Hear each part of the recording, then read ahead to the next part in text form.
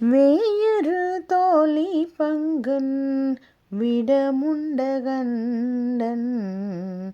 வேயுறு தோழி பங்கன் விடமுண்டகண்டன் மிக நல்ல வீணை தடவி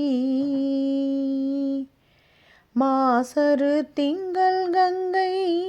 முடிமேல் அணிந்து என் உளமே புகுந்தவதனால்